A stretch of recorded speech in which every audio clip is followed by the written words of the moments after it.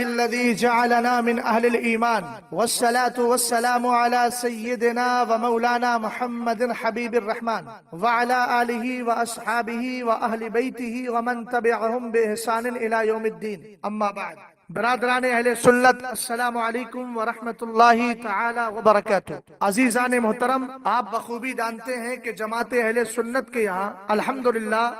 ایمان شیخین آفتاب نیم روز کی طرح حیا اور روشن و تابناک ہے۔ بلب سے دیگر یوں کہیے کہ ایمان شیخین ہم اہل سنت کے یہاں بدیہی ہے، جس کو ثابت کرنے کی قطعاً ضرورت نہیں۔ بدیہی اس طور پر کہ ان حضرات کی بابت تاریخ اسلام کے واقعات، قرآنی آیات، امت کے اجماعات، صحابہ و اہل بیت کے بیانات اور بزرگوں کے مقالات اس قدر وافر و کثیر ہیں جو شمار سے باہر ہیں، اور اہل محبت کو ایمان شیخین کے ظاہر و باہر ہونے کا احساس دلاتے اور یقین کراتے ہیں۔ لیکن پھر بھی کوئی کور باطن، ذہنی مریض اور شپرا صفت انسان کے ایمان و اسلام کا انکار کرے تو اس کو دلی مریض اور یہودی نواز ہی کہا جا سکتا ہے، ورنہ کوئی مومن مخلص پوری تاریخ اسلام اور اعتماد امت کو ہرگز کالعدم قرار نہیں دے سکتا۔ ایسے کمقلوں کو دیکھ کر بس یہی کہا جائے گا، دیدہ کور کو کیا آئے نظر کیا دیکھے۔ برادران اہل سنت، 13 جون 2025 کے بعد سے رافضی جماعت اور ان کے حمایتی نام نہاد مولائی مسلسل علماء اہل سنت کو کوس رہے ہیں اور ان کے خلاف زبان درازی کر رہے ہیں۔ ظاہر سی بات ہے کہ اگر رافضی کوسے اور گالی گلوچ کرے تو سمجھ میں آتا ہے، چونکہ وہ اہل سنت کا دشمن ہے اور شیخین کے ایمان کا منکر ہے۔ مگر ایمان شیخین کا دعویٰ کرنے والے نام نہاد مولائیوں کو تو شرم آنی چاہیے، کیونکہ وہ ایک طرف تو ایمان شیخین کا قول کرتے ہیں، جبکہ دوسری جانب ایمان شیخین کے منکر فرقہ اثنا عشریہ سے تعلق رکھنے والے حسن اللہ یاری سے دوستی بھی نبھاتے اور اس کے ساتھ یاریاں بھی لگاتے ہیں۔ لہذا میں حسن اللہ یاری اور رافضی ٹولے اور اس کے حمایتی نام نہاد مولائیوں سے کہوں گا کہ میاں مٹھو بننے سے کام نہیں چلے گا۔ اگر ایمان شیخین پر مناظرہ کرنا ہے تو حسن اللہ یاری کے ہم نوا بالخصوص جو ہندوستان میں رہتے ہیں، اپنے دوست حسن اللہ یاری کو انڈیا بلاؤ۔ اب یہ کلپ کا کھیل نہیں ہوگا، روبرو بیٹھ کر بات ہوگی، چونکہ مناظرہ نظر سے بنا ہے اور حقیقی مناظرہ وہی ہے جو روبرو آمنے سامنے ہو، ورنہ آن لائن کوئی مناظرہ نہیں ہوتا ہے سوائے مقابلہ، ہنسی مذاق، ٹھٹے اور مکر و فریب کے، جیسا کہ 13 جون کو پوری دنیا نے دیکھا۔ دراصل ہم چاہتے یہ ہیں کہ اس مسئلے پر آر پار کی بحث ہو اور اصول و ضوابط کی روشنی میں ہو۔ یہ سب تماشے نہ ہو کہ ڈسکنیکٹ ہو گیا، بھاگ گیا، اس نے اس کو میوٹ کر دیا، ادھر سے کنٹرول اپنے پاس رکھ لیا۔ یہ سب ڈرامے بازی بالکل نہیں چلے گی۔ ہم آن لائن مناظرہ کرنے کے نہ پہلے قائل تھے اور نہ آج قائل ہے، اس لیے کہ ہم مناظرے کی حقیقت جانتے اور مناظرے کا معنی جانتے ہیں۔ فن مناظرہ کو الحمدللہ ہم نے پڑھا ہے۔ آن لائن مناظرہ نہ کرنے کے جو اسباب ہیں وہ آپ حضرات کے گوش گزار کرتا ہوں تاکہ اپنے بھی مطمئن ہوں اور غیروں کو بھی یہ لوجک سمجھ میں آئے۔ پہلی بات تو یہ ہے کہ آن لائن جو بات کی جاتی ہے اس کو مناظرہ کہنا ہی بے وقوفی ہے، اور مناظرے کے معنی سے جاہل اور نابلد ہونا ہے اور عوام کو دھوکہ دینا اور مغالطے میں ڈالنا ہے۔ آن لائن بات چیت کو مناظرے کا نام دینے والا باطونی چرب زبان تو ہو سکتا ہے، مگر اصول کی روشنی میں نہ تو مناظر ہو سکتا ہے اور نہ ہی اس کو مناظر کہا جا سکتا ہے، بلکہ وہ تو بزدل ہے، اہل حق کے سامنے بیٹھنے کی ہمت ہی نہیں کر پا رہا ہے، اور وہ اپنی ناکامی چھپانے کے لیے ہی ایسا کر رہا ہے۔ اور یہ بھی یاد رہے، ٹیکنالوجی کتنی ہی ترقی کیوں نہ کر جائے مگر اصول ہی رہتا ہے، ضابطہ ہی رہتا ہے۔ وہ دنیا کی ان رنگینیوں اور دنیا کی ان ترقیوں کے سامنے اپنا وجود نہیں کھوتا۔ لہٰذا اگر حسن اللہ یاری یا اس کا کوئی ہمنوا یہ کہے کہ آن لائن تو فلاں سنی عالم آیا اور اس نے بات کی، تو میں کہوں گا وہ اس کا ذاتی عمل ہے، جو ہمارے لیے حجت نہیں ہے. ہم تو اصول دیکھیں گے نہ کہ کسی کا ذاتی عمل. دوسری وجہ سنیے، اس میں اور بھی اسباب میں نے ذکر کیے ہیں. آن لائن مناظرے میں پہلی بات تو مادہ اشتقاق، یعنی جس سے مناظرہ بنا ہے، نظر سے بنا ہے. نظر اور مادہ اشتقاق کا اس میں تحقق ہی نہیں ہو رہا ہے. یعنی مادہ اشتقاق نظر ہے اور نظر کا وجود نہیں ہو پا رہا ہے. اور جو موبائل کی اسکرین پر نظر آتا ہے وہ یاد رکھیے گا وہ اصل سے اصل ذات نہیں ہوتی کہ جس میں مادہ اشتقاق نظر کا وجود پا لیا جائے. دوسری بات، آن لائن مناظرے میں مکر و فریب، جھوٹ، دھوکہ دہی خوب چلتی ہے. جیسے میوٹ کرنا ہے، ڈسکنیکٹ کرنا ہے، جھوٹا حوالہ دکھانا ہے، مکرو ہنسی ہنسنا ہے، کہہ لگانا ہے وغیرہ. لیکن جب آمنے سامنے مناظرہ ہو، روبرو ہو، آف لائن ہو، تو آف لائن مناظرے میں ان ساری چیزوں سے مکمل نجات رہتی اور حقیقی مناظرے کی شکل پائی جاتی ہے،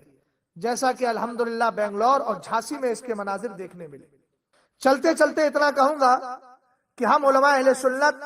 اور عوام اہل سنت سب خواہش مند ہیں کہ 15 سال سے بند کمرے میں بیٹھ کر گیدڑ بھبکیاں نکالنے والا، جماعت اہل سنت کو چیلنج کرنے والا حسن اللہ یاری اپنا پردہ چاک کر کے نشیمن سے باہر آئے اور علماء ہند کے سامنے بیٹھے. اکیلا نہیں،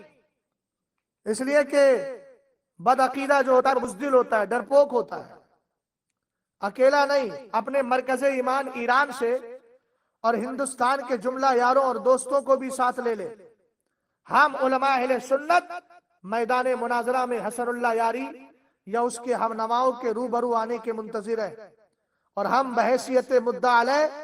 ان کے چیلنج کو قبول کرتے ہیں. اور ہم کہتے ہیں کہ تو کتب اہل سنت سے کفر شیخین کو ثابت کر کے تو دکھا. مزید اس کے یوٹیوب چینل پر بیٹھ کر اس کے دلائل کو ٹھوس بتانے والے یا حدیث عشرہ مبشرہ کو اباطیل کثیرہ کا مجموعہ کہنے والے یہ ہندوستانی اس کے چیلے چپاٹے، ان سے ہم کہتے ہیں کہ آمنے سامنے بیٹھ کر مناظرہ کرنے کا آپ لوگوں کو اوپن چیلنج ہے. حسن اللہ یاری کا ہم چیلنج قبول کرتے ہیں چونکہ اس نے چیلنج پہلے کیا تھا، اس لیے ہم مدعا علیہ کی حیثیت سے ہیں، وہ مدعی ہے. لیکن جن لوگوں نے حدیث عشرہ مبشرہ کو اباطیل کثیرہ کہا اور حسن اللہ یاری کے دلائل کو مضبوط اور ٹھوس کہا، اس کا مطلب یہ ہے کہ یہ اس کی فکر کے حامل ہے. تو یا تو فکر کے حامل ہونے کی وجہ سے بحیثیت مدعی وہ آئے اور ہمیں مدعا علیہ بنا لے، یا اگر وہ یہ چاہتے ہیں کہ نہیں ہم مدعی نہیں ہیں تو ہم ان کو اوپن چیلنج کرتے ہیں اور ہم ان کو اوپن جو ہے دعوت مناظرہ دیتے ہیں. جو یہاں ہندوستان میں حدیث عشرہ مبشرہ کو اباطیل کثیرہ کا مجموعہ کہہ رہے ہیں، یہ حسن اللہ یاری کے دلائل کو مضبوط بتا رہے ہیں، وہ میدان مناظرہ میں آ کر کے بیٹھے. اور یاد رہے میں ان دونوں جماعتوں سے کہہ رہا ہوں، دونوں جماعت کہو یا ایک جماعت اور اس کے سربراہ حسن اللہ یاری، ان سب سے کہہ رہا ہوں کہ میں نے جو مناظرہ کرنے کا چیلنج قبول کیا ہے یا جن کو میں نے چیلنج دیا ہے، ان سب کے جواب کا مجھے 25 جون تک انتظار رہے گا. اور یہ تمہارا جواب تحریری اور تقریری دونوں طرح ہونا چاہیے. مزید حسن اللہ یاری کو میں یہ گنجائش بھی دے رہا ہوں کہ اگر حسن اللہ یاری میں علماء اہل سنت کے روبرو بیٹھنے کی ہمت نہیں ہے تو اپنے ہندوستانی دوستوں میں سے کسی کو، خواہ وہ تلنگانہ کا ہو یا ممبئی کا، دلی کا ہو یا بہرائچ کا، منتخب کرے تاکہ وہ اس کی طرف سے اس عنوان پر علماء اہل سنت کے روبرو بیٹھے اور اس کے بعد پھر مناظر، معاون مناظر، شرائط، تاریخ، بقیہ چیزوں کے متعلق گفتگو کی جائے، مگر اس شرط کے ساتھ کہ اس منتخب مناظر کی ہار حسن اللہ یاری کی ہار ہوگی اور اس کی جیت حسن اللہ یاری کی جیت ہوگی. مگر الحمدللہ ہم جانتے ہیں کہ بد عقیدہ لوگوں کی قسمت میں ہمیشہ ہارنا ہی ہے، اور جب ہار پر آتے ہیں تو مکر و فریب کرنا ہے. قل جاء الحق وزهق الباطل ان الباطل کان زہوقا. اب میں کہہ رہا ہوں میں نے تمہارا آف لائن آمنے سامنے بیٹھ کر مناظرہ کرنے کے لیے تمہارا چیلنج قبول کر لیا ہے تم میں کوئی مرد، ہے تم میں کوئی ماں کا جی آلہ جو علماء اہل سنت کے آمنے سامنے بیٹھ کر آف لائن ہو کر کے مناظرہ کر سکے؟ سنو، ہم تو یہی چاہتے ہیں، کاش حسن اللہ یاری یا اس کا کوئی چیلا آمنے سامنے آئے اور آنے کی ہمت کرے، اور پھر انشاءاللہ اپنی رسوائی کا تماشا خود اپنی آنکھوں سے دیکھے، جیسا کہ 2 بار بنگلور اور جھانسی میں دیکھ چکے ہو۔ بڑا شور سنتے تھے ہاتھی کی دم کا، بڑا شور سنتے تھے ہاتھی کی دم کا، وہاں جا کے دیکھا تو کچھ بھی نہ نکلا۔ یاد رکھو، میرے اس بیان کے بعد اگر حسن اللہ یاری یا اس کے پیروکار ادھر ادھر کی باتیں کر کے کلپ بازی کر رہے ہیں تو یقیناً وہ عوام کو، اہل سنت کو مغالطے دینے کی کوشش کر رہے ہیں، اور یہ مغالطے دینا اور کلپ کھیلنا یہ ان کی ناکامی اور نامرادی تصور کی جائے گی۔ مزید یہ بھی آپ کے گوش گزار کر دوں کہ میرے اس بیان کے بعد ادھر ادھر کی جو بے مطلب کلپس آئیں گی ان کا جواب دینا میرے اوپر کوئی لازم نہیں ہے، صرف مطلب کی بات کریں اور یہ بتائیں کہ آف لائن آمنے سامنے بیٹھ کر مناظرے کے لیے تم میں کون ہمت کرتا ہے۔ اور چلتے چلتے میں جملہ اہل سنت سے، تمام اہل سنت سے، عوام و خواص سب سے گزارش کرتا ہوں، دراصل حسن اللہ یاری فزیکلی اہل سنت کے مائنڈ سے کھیل رہا ہے۔ الذی یوسوس فی صدور الناس من الجنۃ والناس، قرآن کی سب سے آخری آیت ہے کہ لوگوں کے دلوں میں وسوسے ڈالنے والے جس طرح شریر جن یعنی شیاطین ہوتے ہیں، اسی طرح یہ شریر انسان بھی ہوتے ہیں۔